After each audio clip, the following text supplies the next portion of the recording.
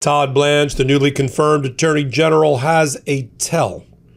When he tells you he's not going to make a comment about ongoing litigation, even if it's about the Jan 6th insurrectionists and their cases under the Federal Tort Claims Act to get hundreds of millions of dollars from the federal government, when he tells you I'm not going to answer those questions and everybody has the right to file a lawsuit against the Department of Justice, you can just instantly translate that into the Department of Justice is going to pay the Jan 6th insurrectionists for having attacked the Capitol and the cradle of our democracy.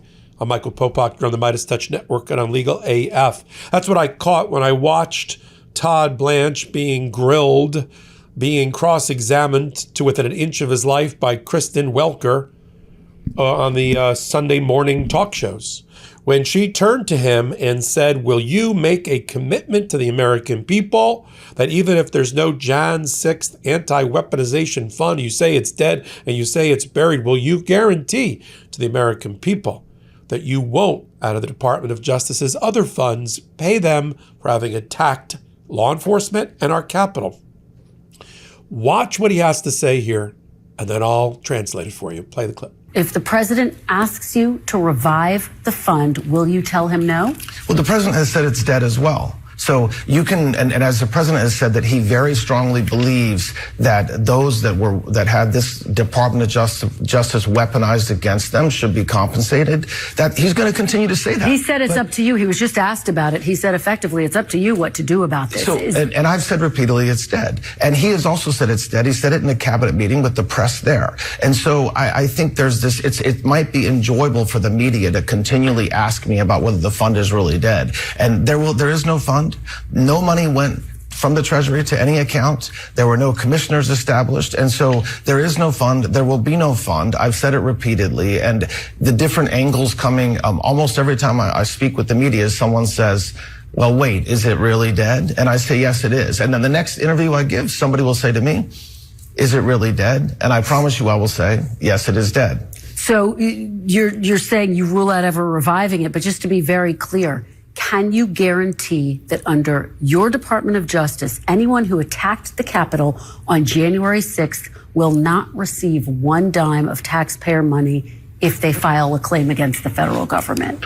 Well, anybody can file a claim against the federal government, not just anybody associated with January 6th. I'm not going to sit here and say on a news program whether a litigation that may or may not happen will result in money. I can't do that. So what I will say is that there's a process in place for decades where somebody that believes they've been wronged or a tort's been committed against them by the federal government can seek redress. And I'm beyond that, I'm not going to comment about hypotheticals of what will happen in any of those cases. So potentially they could get paid under another stream of government funding, but not the Anti-Weaponization Fund. Okay.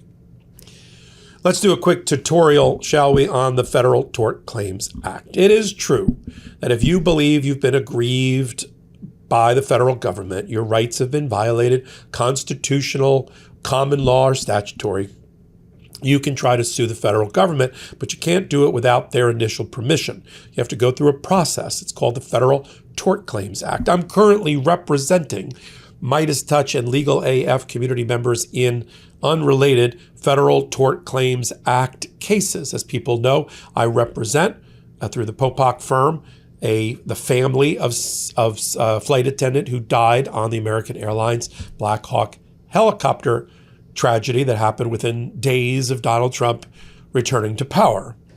You go through the Federal Tort Claims Act. You present your case of why you have been injured or damaged by the government and how much you're looking for. The government has 6 months to review it, and if they reject it, you can file it in court.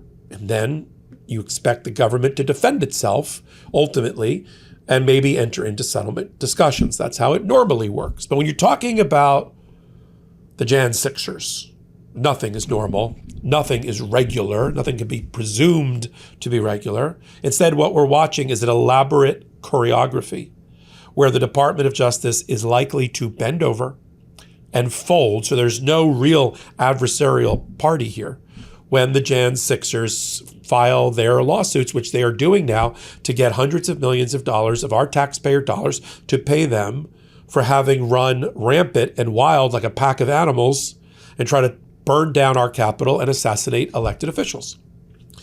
And I guess to get paid for a day's work by the federal government for doing so.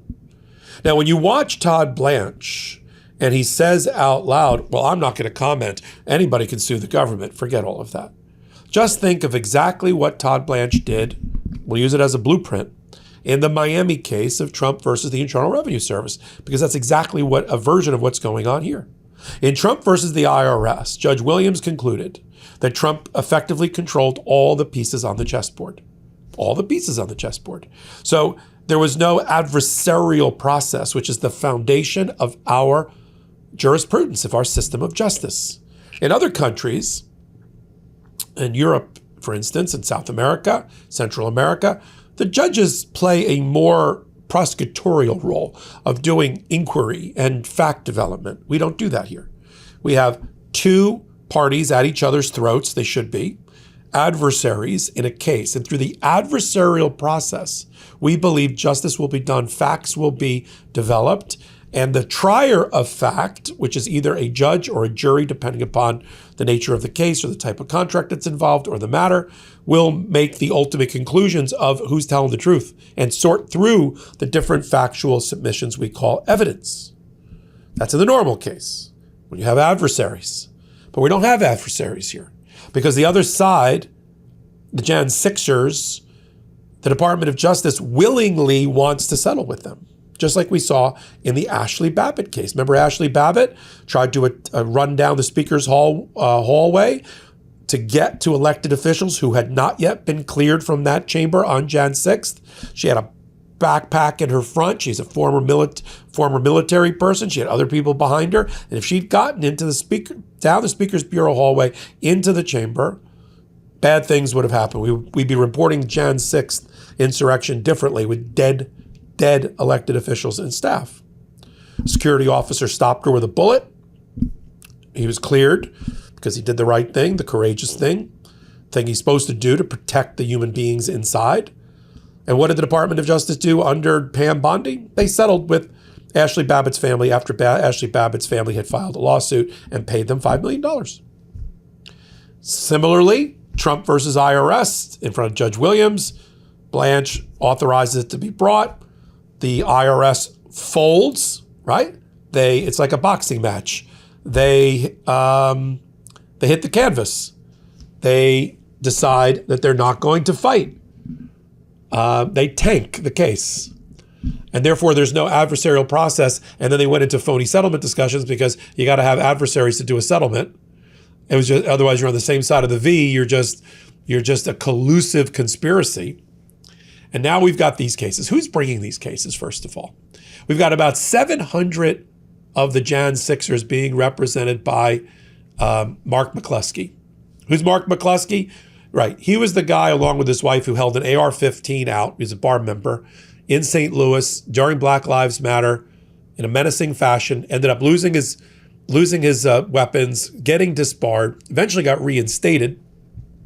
And now he represents about 700 Jan 6ers in their federal tort claim cases. Who else is representing the Jan 6ers and some of the most heinous ones like the Proud Boys and the Oath Keepers? Well, that'd be Peter Ticketon. That's Donald Trump's former military academy high school roommate in his 80s. And he writes some crazy crackpot shit in his lawsuits about election denying and conspiracy theories long debunked are at the heart of his case. Because he doesn't care what the point is they don't care what they write. They just need to go through a process which will give the imprimatur of legitimacy, and then the Department of Justice will fold, will not defend the case, that's what's coming, folks, and settle out the back door using Department of Justice funds allocated by the MAGA Congress, and therefore you don't need the Anti-Weaponization Fund. That, according to reporting, came out of the fevered imagination of Mark McCluskey, that lawyer that I told you about during the Black Lives Matter movement, representing about 700 Jan 6ers. He came up with the fund issue. You've got weight loss goals, and this summer, it's time to actually hit them. Weight Loss by Hims is designed to support you every step of the way. And now Hims offers access to an affordable range of FDA-approved GLP-1 medications, including the Wegovy pill and the Wegovy pen, so you can lose the weight and keep it off. With Wegovy at Hims, lose up to 20% of your body weight when combined with diet and exercise. Through Hims, everything happens online. You'll connect with a licensed provider who will determine if treatment is right for you. If prescribed, your medication is delivered right to your door. No insurance necessary. Plus, you'll have access to 24/7 messaging with your care team and in-app lifestyle and nutrition support. Ready to reach your goals? Visit hims.com/legalaf to get a personalized, affordable plan that gets you. That's HIMS.com/legalaf. Hims.com/legalaf. Weight Loss by Hims is not available in all 50 states. Wegovy is the registered trademark of Novo Nordisk AS. To get started and learn more, including important safety information, Wegovy clinical study information, and restrictions, visit hims.com. Once the fund got called out and blocked by a series of judges and called in bad faith by Judge Williams, then they had to kill the fund. But that was all a red herring. That was all a diversionary tactic by Todd Blanche and his client, Donald Trump. They never cared about the fund because they were going to get the Jan 6ers, as you heard Todd Blanche effectively admit at the top of my hot take. They were going to use other methods than to pay them out through the Federal Tort Claims Act process with a willing Department of Justice settling the cases using money appropriated to the Department of Justice in other ways, just like they did Ashley Babbitt. They will not litigate these cases. They will not defend these cases. You know it now. You know it now. So the money will come out the back door to the Jan 6ers with some sort of announced settlement. And that's why Todd Blanche wouldn't answer Kristen Welker straight, because he's about as straight as a corkscrew these days about, will you guarantee that they will not be paid? No. Just like he fought her about the pardon issue. Like, how can you square you're telling law enforcement that you will always prosecute to the highest extent of the law people who attack the police and then watch idly by as Donald Trump empties the jails of those that attack the police? Well, that has to do with the president's ability to pardon. I'm not going to comment on that. Play the clip. Mr. Attorney General, on President Trump's first day in office, as you know, he pardoned everyone who attacked the Capitol on January 6th, including 172 people who pleaded guilty to assaulting police officers. How is that consistent with your pledge to always protect law enforcement? There's nothing inconsistent about that. The president's pardon powers, any president's pardon powers, are not limited. So when I say, and what the Department of Justice says, and when the FBI says, like we're saying, and every U.S. attorney is saying, that if you assault law enforcement, we will prosecute you to the fullest extent of the law, that is absolutely what President Trump expects, absolutely what I expect of our prosecutors, and that's completely separate from any president's ability to pardon. But he did the opposite of that effectively. I mean, on January 6th, police officers were beaten with baseball bats and flagpoles. Do you believe it was wrong to pardon the people who assaulted police officers on January 6th, given that you have vowed to protect law enforcement? Every attorney general vows to protect law enforcement, including me. And so, no, I'm not opining or in any way saying what President Trump did is wrong. Absolutely not. By the way, isn't it inconsistent with what you said, though? Is absolutely it inconsistent not. with your pledge? No, there's a difference between saying we will prosecute anybody. If later a president chooses to pardon that individual, that is the president's right under our Constitution. Do not forget that a few days before President Trump pardoned the individuals associated and who had pled guilty to the conduct on January 6th, President Biden pardoned hundreds and hundreds of criminals, many of whom were quite violent. So that's his right to do that, just like it's President Trump's right to do that. But what message does it send to police officers that people who assaulted them were pardoned? The message to police officers is consistent and same every single day, which is that we will protect you. And by the way, that's a little bit interesting coming from a place where we see violent protests breaking out all over the country, in New Jersey, in Minneapolis, in Seattle, in California.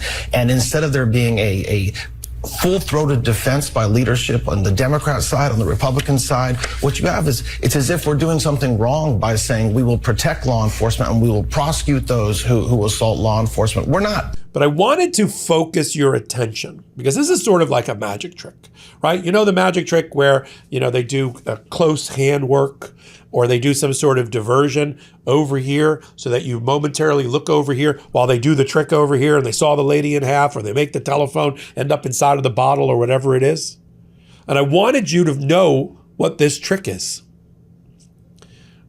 Todd Blanche willingly put out of its misery and chloroformed the Anti-Weaponization Fund for two reasons. They always had a plan to pay it through the Federal Tort Claims Act.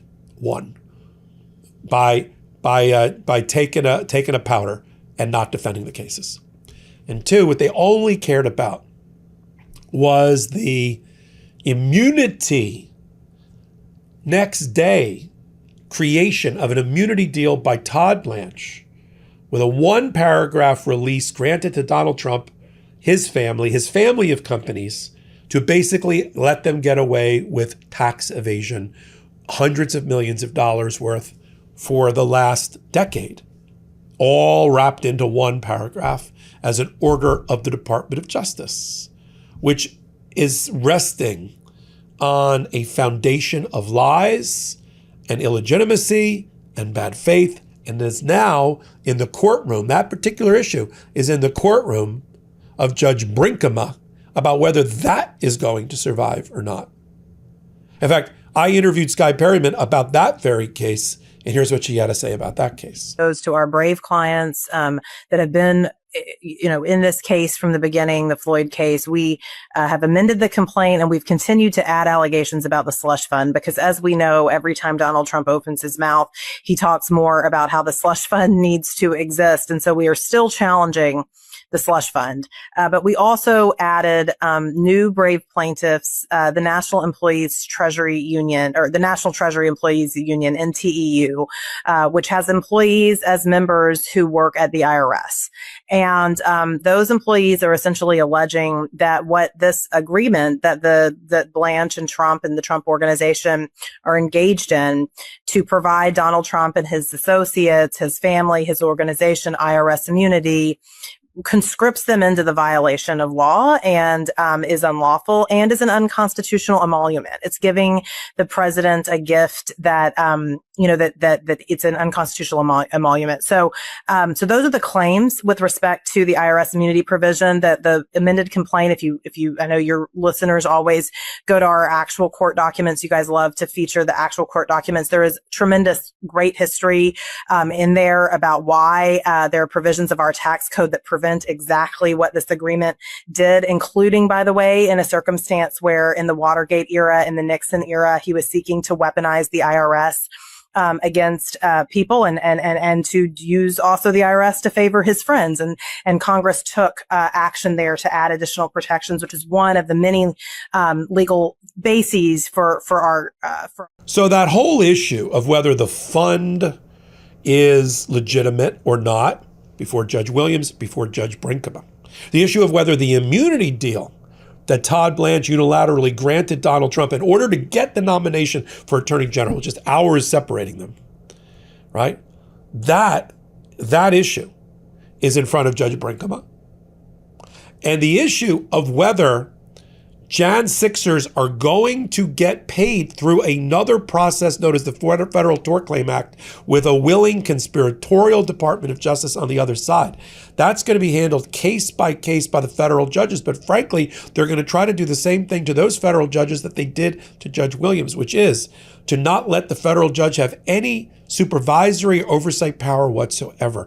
They're going to settle those. They're going to answer those suits. They're going to settle those cases, or they're not going to answer those suits. They're going to settle those cases, and they're not going to have the federal judge involved at all. And each one of those cases, boom, boom, boom, boom, boom, is going to lead to payments just like Ashley Babbitt's family and others received. That's it, folks. I wanted you to focus on it because there's so many moving parts here. So many spinning plates. It's a 3-card Monty, but I wanted you to know under what cup the ball is here on MeidasTouch and on Legal AF. I'm Michael Popok. Take a minute, come over to Legal AF, the YouTube channel. We're trying to get to 1.3 million subscribers before August is over. With your help, we will. Until my next report, this is Michael. Can't get your fill of Legal AF? Me neither. That's why we formed the Legal AF Substack.